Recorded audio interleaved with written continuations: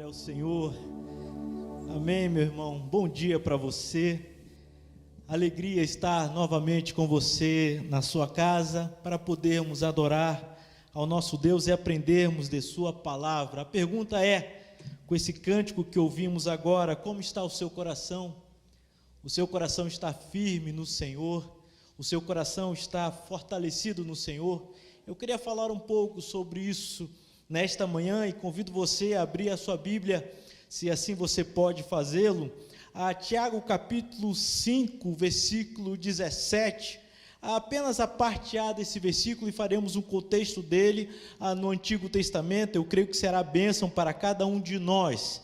A palavra de Deus diz em Tiago, o 5º capítulo, 17º versículo: Elias era um homem semelhante a nós, sujeito aos mesmos sentimentos.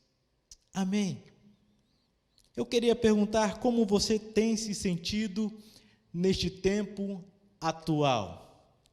Eu queria me dirigir às mães, pois nesta manhã eu creio que muitas mães vão se alegrar, talvez não próximo dos seus filhos, porque estamos aí vivendo um tempo de quarentena e dificuldades, mas eu quero perguntar para você, mãe, como você tem se sentido neste tempo atual? E a pergunta é: firme está a sua fé ou está balançando com as notícias? As notícias às vezes nos deixam perturbados. Há pessoas, meus irmãos, que vivem altos e baixos com tanta frequência que parecem estar numa montanha russa. Já viu isso? Às vezes ela está bem, às vezes está mal. E eu queria falar sobre isso baseado nesse texto.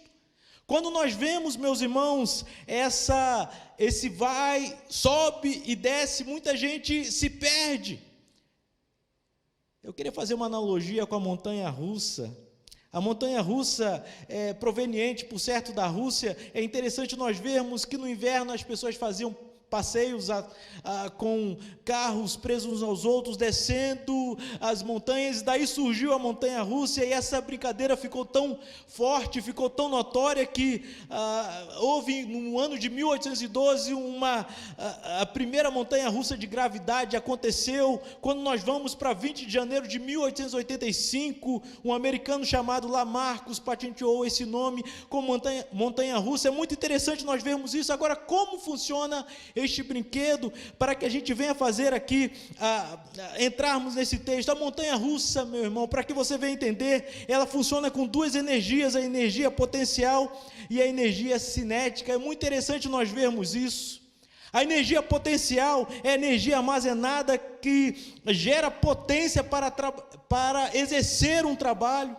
É a energia que conduz o carro até o pico da montanha russa. É quando nós vemos isso. Mas há uma outra energia, a energia cinética, é a energia provocada pela potência, e agora ela se transforma, permitindo que o carro de repente venha completar o seu percurso. A montanha russa, ela compreende esses dois paralelos, tanto a energia potente como a energia cinética, elas estão juntas. O que isso tem a ver com o texto que nós lemos? É interessante, meus irmãos, que nós lemos que Elias era um homem semelhante a nós, sujeito aos mesmos sentimentos. A tradução da palavra sentimento aqui, sabe qual que é? É sofrendo o mesmo que o outro, afeições semelhantes. Apesar de Elias ser um dos maiores profetas do Antigo Testamento, ele teve o quê? Os seus altos e baixos. Apesar do contexto dessa passagem lida lá em Tiago se encontrar no capítulo 17, 1 Reis, podemos observar, meus irmãos, uma grande inconstância no seu sentimento entre os capítulos 18 e 19. Parecia que ele estava numa montanha russa, subindo e descendo. Se você verificar o contexto, meus irmãos, capítulo 18, 1 Reis, nós vemos que o sol brilha para Elias. Lá no capítulo 19, a escuridão toma conta. Se você verificar no capítulo 18, há o poder de Deus. No capítulo 19, há o medo e o pavor na vida de Elias. Quando nós vemos no capítulo 18, ele enfrenta os 450 homens. Já no capítulo 19, ele está fugindo de uma mulher. Já viu isso? É interessante nós vermos isso. No capítulo 18 ele está no cume do monte vitorioso, mas no capítulo 19 ele está no deserto, desejando até mesmo a morte. O que eu vejo aqui na vida de Elias, minha irmã, meu irmão, se Elias estivesse no nosso tempo, ele seria diagnosticado com um problema de transtorno bipolar. Já viu isso? Transtorno bipolar, na ciência, é caracterizado como um distúrbio associado a alterações de humor. De repente está bem, de repente está mal. Você já se sentiu assim? De repente você está tranquilo lá dentro de casa, ou com os seus, e de repente você olha para o espelho, quem está olhando? Até o espelho você não quer. Tem gente que vive assim, meus irmãos. Você já se sentiu dessa forma, minha irmã? Você já se sentiu dessa forma, meu irmão? Eu creio que a questão não é responder a pergunta que nós já fizemos, se você já se sentiu assim. A questão é o que fazer quando você está sob a influência dessas duas energias constantemente, ou seja, a energia potencial e a energia cinética. O que fazer? O que podemos aprender com Elias sobre essas duas energias? Eu apresento aqui, fazendo uma analogia, duas afirmações negativas e uma afirmativa sobre o que Elias deveria fazer e o que ele fez. Acompanhe comigo, eu queria que você lesse agora, abrisse a sua Bíblia, se você puder, em 1 Reis capítulo 19. Quando nós chegamos em 1 Reis capítulo 19, no primeiro versículo, conta-se a história de Jezabel, que fica sabendo o que Elias havia feito com os profetas de Baal. E ela fica muito furiosa, ela envia um mensageiro, versículo 2, ameaçando de morte Elias, dizendo, olha Elias, eu vou te pegar, eu vou acabar com você. E Elias fica o que agora? Com essa ameaça, isso desestabilizou Elias de tal forma que o texto diz que ele, com muito medo de Jezabel, ele foge para salvar o quê? A sua vida. E a palavra temer aqui no hebraico é considerar demasiadamente algo, a ponto de perder o controle. Assim estava Elias. Aqui Elias esqueceu de quem deveria ser temido. Quem deveria ser temido de fato era o Deus que mostrou o seu poder contra os 400 profetas de Baal. Porém, ele temeu. Parece que Elias ainda não tinha aprendido algumas coisas a respeito de Deus. Por isso, ele usou toda a sua energia potencial, tentando escapar, ao invés de confiar em Deus. Sabe qual é o resultado disso? O resultado é que ele não conseguiu chegar ao topo da montanha e retornou ladeira abaixo à mercê da energia cinética do medo, da insegurança, da depressão. Foi isso que aconteceu com ele. Sempre que alguém usa energia potencial por conta própria, nunca essa pessoa irá conseguir chegar ao topo da montanha. Ao contrário, entrará no desespero da influência da energia cinética, reversa e destrutiva. É a mesma coisa de você estar numa montanha-russa e tentar chegar lá em cima e você não consegue e o carro desce despencando. Foi o que aconteceu com ele. Isso aconteceu porque ele esqueceu que era dependente de Deus. Não somente ele, como muitos outros, assim como nós vemos Adão, assim como vemos Jacó. Quem se lembra de Jonas? Quem se lembra de Pedro, Tomé e tantos outros nas Escrituras, que eles não pensaram e não agiram dessa forma. Meu irmão, minha irmã, preste atenção na palavra do Senhor. Nós precisamos da fé que nos livra de nós mesmos. Eu vou repetir isso, nós precisamos da fé que nos livra de nós mesmos, que nos livra do nosso desejo de independência, de autossuficiência, para a fé que entrega tudo a Deus, tudo nas mãos do Senhor. Elias precisava, e novamente entender que ele precisava do Senhor, a dependência era do Senhor. Em segundo lugar, eu vejo, ainda de forma negativa, ele precisaria não esquecer do Deus providente. Em primeiro lugar, ele precisava entender que ele era dependente, e também ele não podia esquecer do Deus providente. Se nós formos ver 1 Reis, capítulo 19, versículo 4 ao 7, Elias não tem agora mais força potencial, e fora levado pela força cinética. O que isso quer dizer? Ele fugiu para o deserto, assentou-se e desejou a morte, ou seja, a energia cinética, ou seja, ele estava desesperado. Aqui está o grande profeta Elias, totalmente desestabilizado, angustiado, deprimido, porque ele tentou fazer as coisas por conta própria. Mas nós temos um Deus grandioso e um Deus de amor. É justamente nesta hora que o Deus providente, ele entra em ação. Se você verificar o texto, é interessante que Deus esperou Elias gastar toda a sua energia para entrar com a providência. Quando Elias estava no pó, sem forças, nessa hora, lá no versículo 5, você pode ver do capítulo 19, Deus proveu o alimento necessário. Qual foi o alimento? Pão e água. Na hora que Elias não sabia mais o que fazer, Deus proveu o alimento para ele. Era disso que Elias precisava e não de outro cardápio. O que ele precisava era do alimento do alto, porque ele já não sabia mais o que fazer. Quando nós vemos o pão é associado a Jesus e quando nós vemos a água é associada ao Espírito Santo, do seu interior fluirão rios de água viva. E nós vemos que era disso que ele precisava. Com este cardápio, diz o texto que Elias caminhou 40 dias e 40 noites sobre a influência da energia potencial que veio do alto. Amém? É essa energia que nós precisamos, meus irmãos. Deus é um Deus providente e nunca se esqueça que Ele sempre tem o alimento certo para os seus filhos. Amém? Nós vemos isso aqui nesse texto, dependência e providência. É o Senhor agindo na vida do Elias. Mas ainda eu quero falar em terceiro lugar, que para você sair desse quadro, é preciso que você venha crer ainda no propósito divino. Se você observar capítulo 19, a partir do versículo 7, a parte B, até o versículo 8, fala sobre isso. É preciso entender que Deus nunca está sob a influência da energia cinética, pois a sua força é sempre potencial. Se nós formos para Isaías capítulo 40, versículo 28, diz: não sabes, não ouviste que o eterno Deus, o Senhor, o Criador dos fins da terra, não se cansa nem se fatiga? Será que você não sabe? Com sua energia cinética, Ele trabalha a favor daqueles que o temem. Amém. Meus irmãos, estes que esperam nele têm as suas forças renovadas.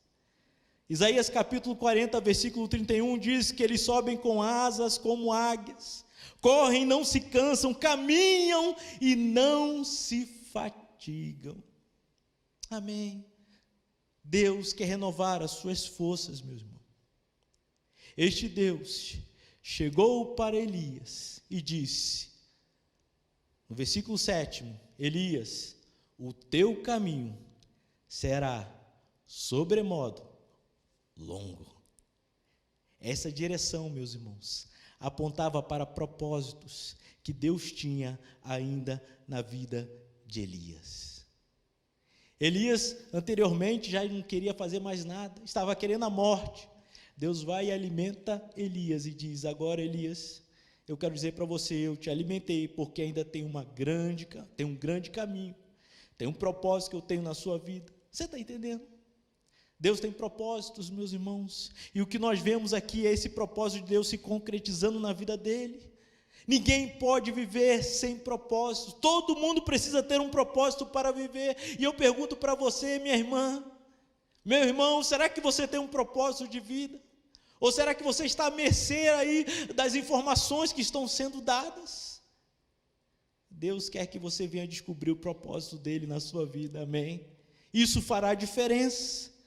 Agora, quando nós olhamos o texto novamente, é interessante que a mesma expressão usada anteriormente, quando ele disse assim, levantou-se para fugir, que é energia potencial para fugir, esquecendo-se da dependência de Deus, agora é usada para cumprir o propósito de Deus, porque o versículo diz assim, levantou-se e foi para o monte Horebe. Ele antes usou a sua própria energia para quê? Para fugir de Deus, e agora ele usa a energia de Deus para o monte Horebe. Por quê? Porque agora ele já estava confiando na providência do Senhor. A pergunta é, por que Horebe? Que monte é esse? Quando nós olhamos na Escritura, meus irmãos, tanto Horebe como Sinai, são nomes do mesmo monte, é o mesmo lugar. Você sabia disso? No grego, nós chamamos Monte Sinai, no hebraico, Monte Horebe. Esse Monte Horebe é muito importante. Aí eu volto à pergunta novamente, eu falei por que o Monte Horebe, agora eu pergunto por que o Monte Sinai? Porque eu creio, meu irmão e minha irmã, que Elias, apesar de profeta, ele precisava de uma nova revelação de quem era Deus.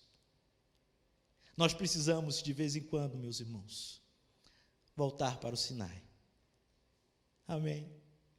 De vez em quando, Deus precisa nos levar ao Sinai, para nós conhecermos um pouco mais quem Deus é e o que Ele quer da nossa vida. Aqui nós vemos, meus irmãos, Deus conduzindo Elias até aquele lugar.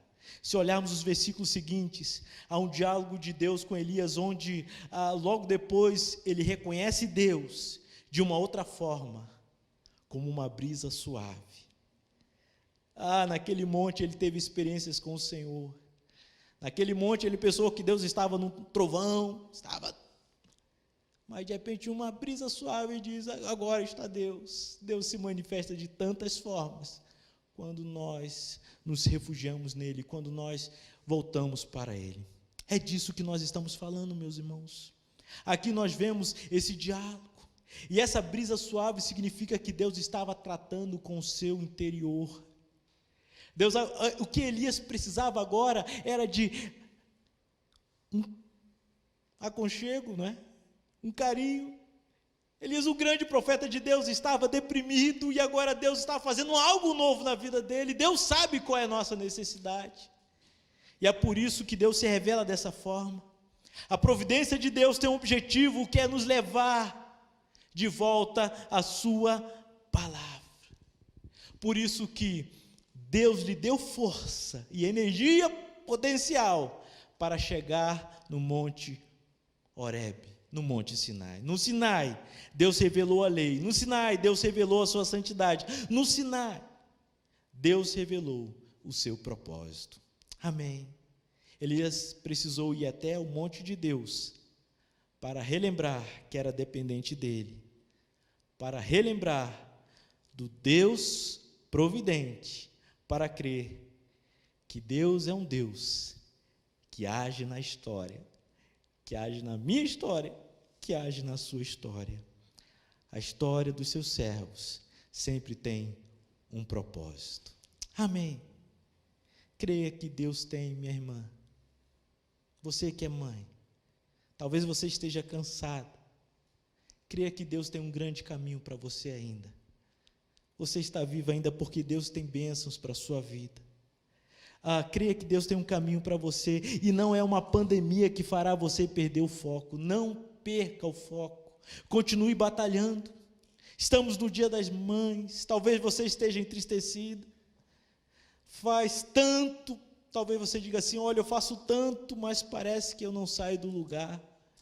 A pergunta é, você está usando essa energia potencial por conta própria? Minha irmã, querida mãe, volte para a dependência de Deus. Ore com seu coração diante do Senhor e diga, Deus, eu não consigo por mim mesmo, eu não dou conta de mim mesmo. Faça essa oração, peça a graça do Senhor. Não esqueça que o Deus que te sustentou no passado, Ele o fará agora. Creia que se você está vivo, é porque ainda há um propósito de Deus. Amém. Volte. Se você está passando aí, esse sobe e desce, volte para o monte do Senhor. E com certeza Ele te dará vida, Ele te dará vigor. Amém. Eu quero orar por você. Aonde você estiver agora, se você puder, abaixe a sua cabeça e ore comigo, clamando ao Senhor, que tudo pode, para que Ele fortaleça o teu coração, que Ele fortaleça a tua alma. Ore juntamente comigo. Querido Deus, querido Pai, nesta manhã, Senhor, nós clamamos a Ti. Ó Deus, Eu não sei qual angústia que está no coração daqueles que me ouvem, Senhor. Eu não sei, ó Deus, o que está acontecendo lá dentro no seu íntimo. O que eu sei é que Tu és o Deus Todo-Poderoso, e Tu tens bênçãos para aqueles que são do Senhor. Eu peço que a graça do Senhor venha inundar cada lar agora, cada família, que o agir do Senhor, ó Pai, venha, ó Deus, agir, ó Deus, venha fazer, venha renovar o coração e a vida dos meus irmãos, que Tu venhas fortalecê-los na fé, e que estejamos com os nossos olhos postos no Senhor. Seja a Tua bênção e seja a Tua graça, em nome do Senhor Jesus. Amém e amém.